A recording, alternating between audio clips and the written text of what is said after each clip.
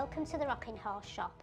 Today we're going to do a video which explains step by step how to measure your horse so that we can provide you with made to measure bridles and saddles which are for horses that are not made to our plans.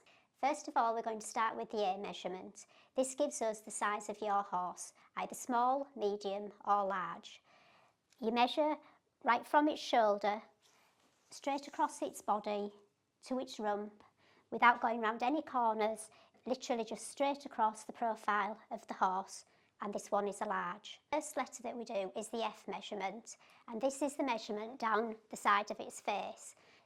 So if you imagine a line going down the side of its face to the corner of its mouth and using the curve of its cheek up to there, that is where the imaginary spot is going to be, where your measurements start from.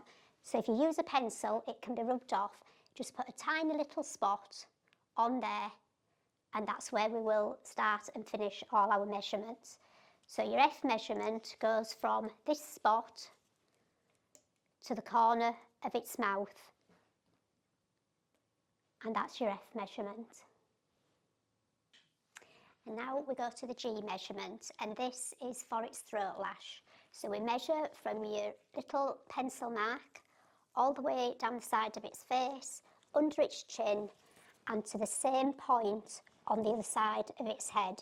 So if you want to line up, you can put a spot on the other side of its head with your pencil, and that is your G measurement. And now the H measurement is just over the top of its head. So you use your little pencil mark on one side, right over the top to the pencil mark on the other side. And I is the brow band. So we start with a tape measure on your spot at one side, bring it round under the bottom of its ears, across the front of its brow to the pencil mark on the other side. And that is its brow band. And your J measurement is the nose band, which we place our tape measure on, and we measure all the way around just above its nostrils. And that is its J measurement. And our last measurement is the K measurement, and this is the bit.